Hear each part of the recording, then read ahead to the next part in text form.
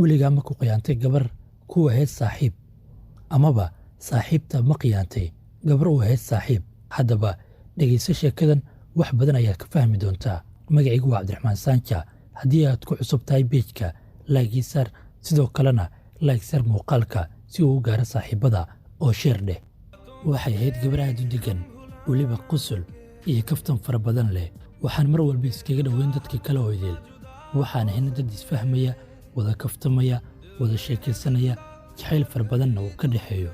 aniguna waxaan ahaa nin la qabsaday farxadda gacalisadiisa. subaxii markaan hurdada ka soo kaco, waxaan ka bilaabi jiray in aan waco saaxiibtay si aan u maqlo codkeeda, maalintuna ay igu sii wacnaato. duhurkii markaan u soo baxo qadada iyo salaadda, waxaan wici jiray gacalisadeeda si aan u maqlo codkeeda. galabtii waan wici jiray, xitaa habeenkii codkeeda ayaan ku siixan jiray. ayaduna teleefoonkaba igama sii bixi jirin. mar walba way soo wacaysay, wayna ila hadli jirtay daqiiqad. farxaddeennu waxay ahayd mid cajiiba. xitaa innaga mararka qaar waxaan isdhihi jirnay amaad weysaan farxaddan faraha badan. jimco walba ayaan kulmi jirnay. waxaan ka soo dooni jiray xaafaddeeda si aan u geeyo maqaaxiyaha ku yaala laydo, wakhti qurux badanna aan u soo qaadanno. waxay ahayd gabar kaftan badan, aadna u foodo badan. aniguna waxaan ahaa ruux aad ugu farxa foodada iyo kaftanka gacalisadiisa.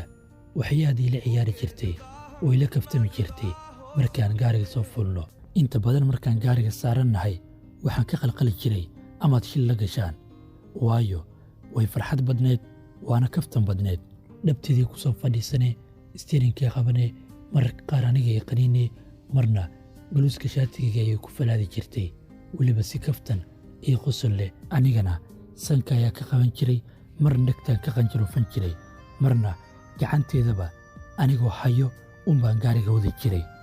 farxaddaasoo dhan waxay noo ahayd midaan annaga aad ugu qanacsannahay. jacayl iyo nolol cajiibana aan ku arkeenno. habeen ayay soo wacday gacalisadeeda. waxay ii sheegtay inay aniga muhiim ii tahay.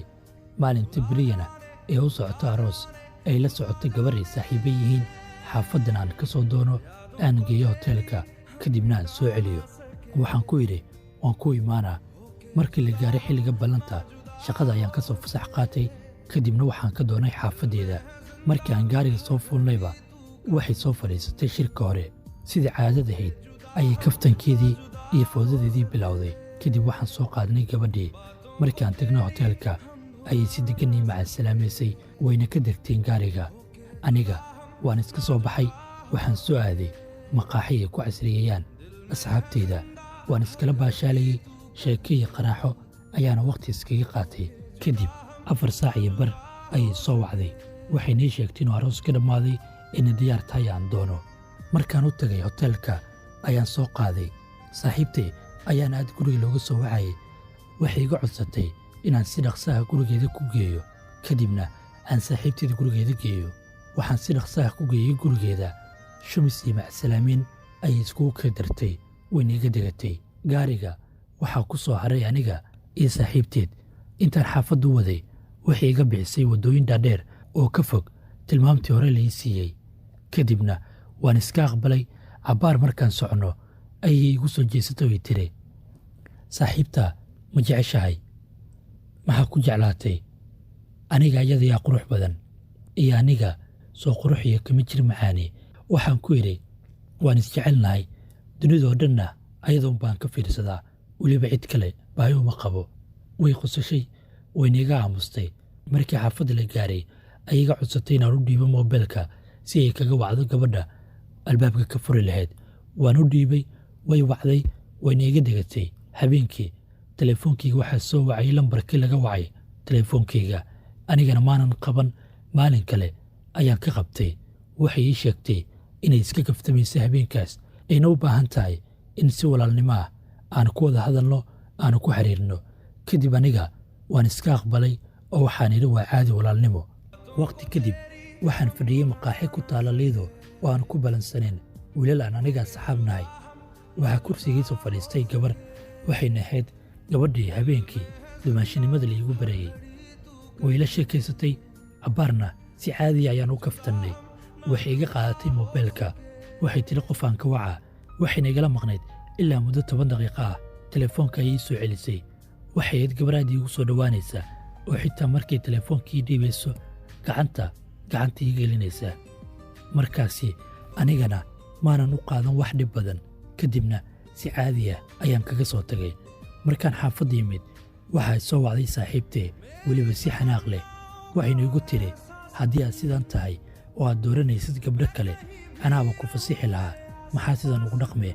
khiyaanoolaad tahay iyo erayo kale oo markaas anigii xanuujiyey. markaan dhegaystay waxaan ku idhi, qaali isdeji, aniga adiguun baan ku jeclahay, mana jirto wax kaleeto aad ka shakinaysid. maxay tahay? teleefoonkay ugu jartay.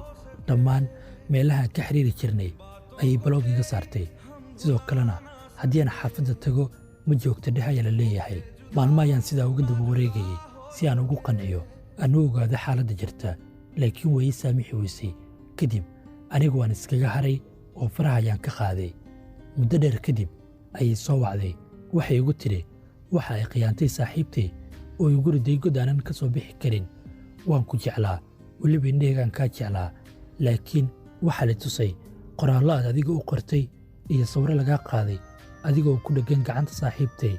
saasna waan kaaga fogaaday aniga, laakiin ugu dambayn saaxiibtay ayaa wax walba ii caddaysay.